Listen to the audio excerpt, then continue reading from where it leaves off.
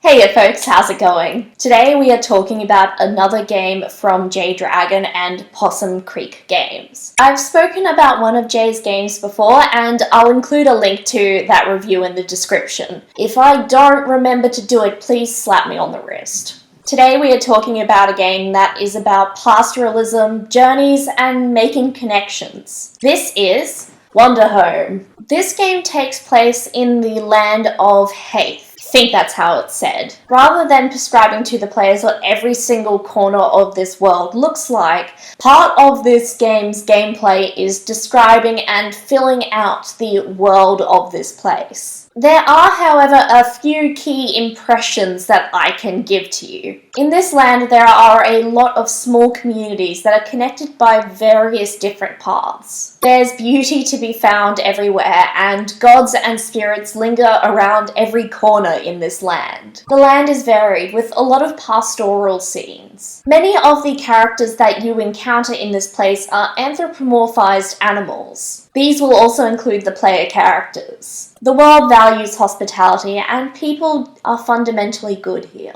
Not long ago, this land was caught up in a war. The lands are now rebuilding peacefully. In this game, you and your party are traveling through this land. Why your group is traveling and where you plan to go is up to you and can be found through the gameplay. You do get some concrete information about this world. There are 5 seasons: Leap, Bright, Breathe, Silt, and Chill. There are also holidays throughout the year, such as the Sun Parade that joyfully marks the end of the season Leap and the beginning of the season Bright. Wanderhome is a diceless and GM optional game. What I mean by GM optional is that there is an option to have a GM who is known as the guide. This can help with the creation of the world and the characters by giving it to one singular person who generally will have a unifying idea or vision. This can help more inexperienced players with playing the game and not getting as bogged down in the stuff that generally happens for a GM. However, if your players are interested in a collaborative storytelling experience, I highly recommend going without a GM. You'll share around the responsibilities of playing the different NPCs and the different locations, and it is a really interesting and rich storytelling opportunity. For your player characters, there are some books that you can choose from. These will generally help you pick traits and characteristics of your character.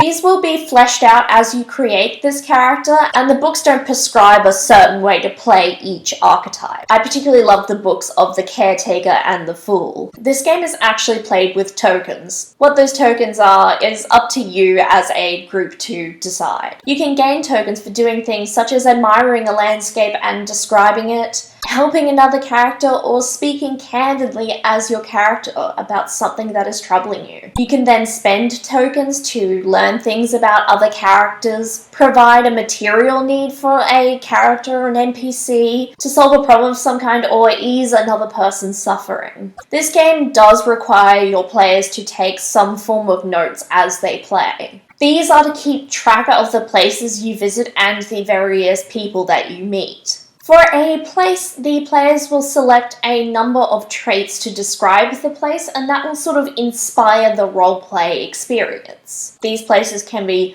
bridges, workshops, to larger ones like castles or universities. There are also options in this game to include some magic and also some darker elements. Characters might have traumatic experiences that affect how they live in this world, and there are some places that might still be affected by the war that has gone through. There are places that are abandoned, or structures that have just gone altogether. All of these mechanics are designed to prompt a collaborative roleplay experience, rather than a prescriptive one. This is a game where you will tell stories with your friends around a table. There might be conflicts of some kind, but violence isn't really a feature of this game, and there aren't any combat mechanics. This is a game that is about collaboration, both in-game and out of game. Wanderhome is a superbly made game. The book certainly has suggestions for everyone on how to play the game, but a lot of that freedom is handed over to the players. All the information that is within this book is set out really well, and there are dot points to highlight really important information or to deal with lists. There's also a detailed index and a table of contents which make it really easy to jump to the relevant section of the game,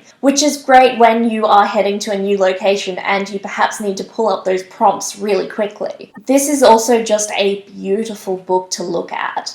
Various artists collaborated on this work, and yet everything has a really cohesive tone and theme. I pretty much want all the art blown up on a poster on my wall somewhere. I literally gasped when I was looking through this book for the first time. You can spend a long time flicking through the pages before you even get to reading. Wanderhome is a game that I think would be really well suited for a roleplay focused group. Violence isn't a thing in this game, so it's not really going to be a game for those people who are interested in combat mechanics. There also really isn't anything that is fundamentally evil in this game. Everything is sort of good with shades of grey thrown in. I think this would create a really interesting roleplay experience for a lot of people. If your group is interested in an explorative roleplay experience, I think this could be a really great game to try. You spend this game mostly getting to know places and the different people that live in them.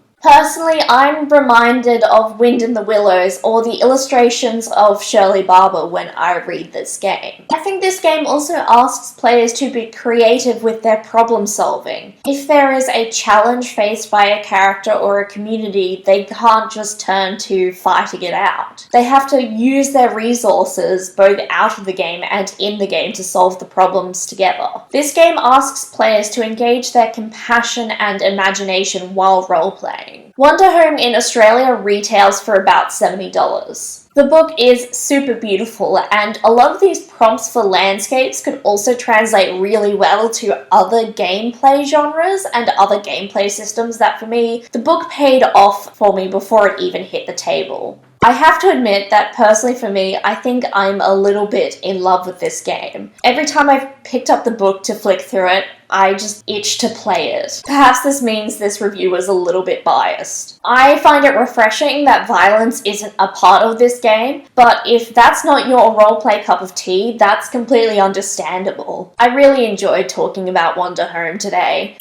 This is another game that I put off reviewing until I got this camera so I could show you guys how pretty the illustrations are and just how beautiful this book is in general. So today I'd like to ask you, if you were to create an anthropomorphized animal to play as in this world, what animal combination would it be? Or feel free to just tell me an animal that you personally identify with. If you enjoyed today's episode or you want me to make more, I encourage you to like, subscribe, comment, maybe share with a friend. It always encourages me to keep going. I'm always listening to your feedback, and I really appreciate the words of encouragement. I hope you're all well, and I'll see you next time at the gaming table. Bye!